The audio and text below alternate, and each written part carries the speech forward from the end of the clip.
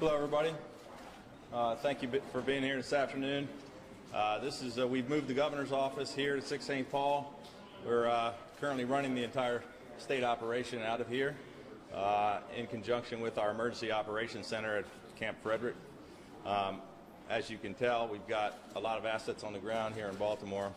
We've been reaching out. We've toured the communities all morning.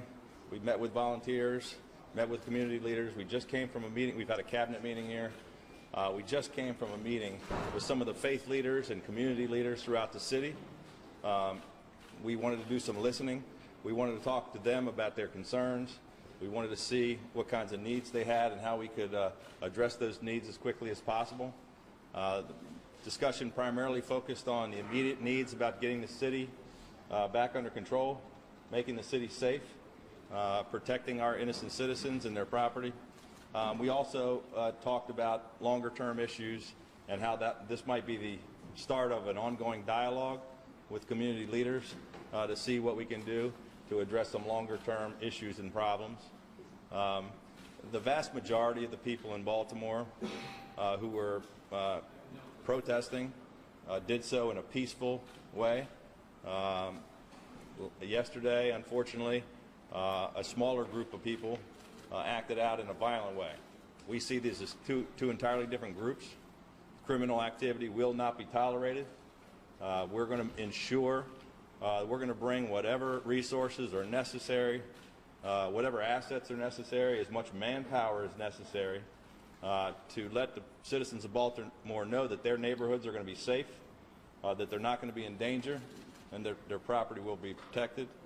We're not going to have another repeat of what happened last night. It's not going to happen tonight. I want to thank the faith leaders for their involvement. All throughout this, they've been preaching peace. They've been saying that violence isn't helping the situation. The people who have legitimate concerns and frustrations about the ongoing investigation with respect to what happened to Freddie Gray are not served well by these violent acts. And this violence isn't accomplishing anything. It's counterproductive.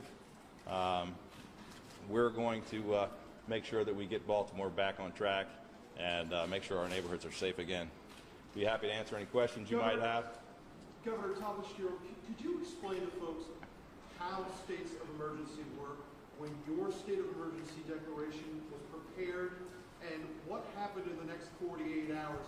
Do you have to wait for the mayor to ask for it? Well, as you know, the violence started at 3 o'clock yesterday afternoon.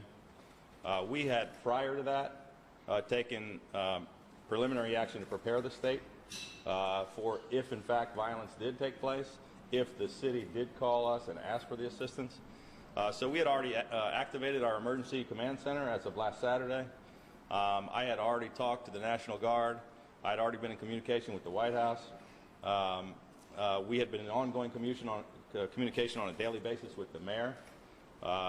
This violence started, I think, about 3 o'clock yesterday afternoon. We were in constant communication. Finally, I believe around 6 o'clock, the mayor said, requested us to bring in the National Guard and declare a state of emergency. We did so immediately because we had already prepared the order a week before. We already had called up, and the National Guard had already been put on alert. They were ready to act. The Emergency Command Center was already activated. We had representatives from every state agency. We had already called together local police and fire, other services from around the state. So it was about 30 seconds before we completely activated all of the resources we had to bear. It's been now less than 24 hours. You see we have a couple of thousand more people on the streets in Baltimore. To my knowledge, there's been no incidents this morning. We're still concerned about what might happen this evening. We're continuing to bring more people in from around the state and around the country. We're going to put as much manpower and as many resources as we can to make sure that we do not have that kind of a situation tonight. You're saying you could do nothing until the mayor contacted you? What's that? You could do nothing until the mayor made a phone call? No, what I told you was we were working all week, and we had already prepared the National Guard. We had already called up all the assets. We had already activated the Emergency Command Center, and when the mayor requested, we brought them in. But between 3 o'clock and 6 o'clock yesterday, you could do nothing? Well, we did quite a bit, but we waited until the mayor asked for us to come in. We didn't think it was appropriate to come in and take over the city without the request of the. Those who say the state of emergency took too long to declare. Who's ultimately to blame? Well, I don't want to place any blame. I just want to focus on, our response has been incredible. As I said, we acted instantaneously, and I'm very proud of the effort by all of the state and the local partners that have been working together. Governor, based on your tour, does this qualify, do you think, when you seek disaster aid relief, federal disaster aid? Our folks at MEMA are in communication with the federal government. I plan to talk with the president a little bit later. We're going to make sure that we provide all the assistance we can from the federal, state, and local level. And we toured businesses that were burned and looted. We've met with citizens who've had lost their homes, and we've talked. We had a cabinet meeting before the community leader meeting. Our insurance commissioner's already activated a rapid response to try to take care of the folks who have insurance. We've contacted the Small Business Administration about financial assistance for folks that do not have insurance. Whatever resources are necessary from the federal, state, and local level, we will provide. Governor, can you talk a little bit about what you see as the immediate needs in the community over the next 24 to 72 hours, and what resources are you and your department that's going to bring to bear? Well, the immediate need is to restore calm and peace to the city, make people feel safe. I think we're already well on our way to getting that accomplished. There are no more fires burning. There are no more looting going on. You see a tremendous presence on the streets now, which we didn't see yesterday.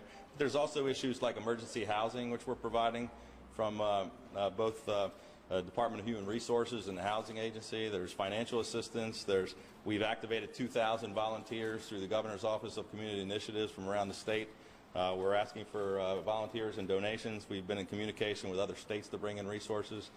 Governor Christie in New Jersey has agreed to send in 150 New Jersey state troopers and a lot of assets to help us.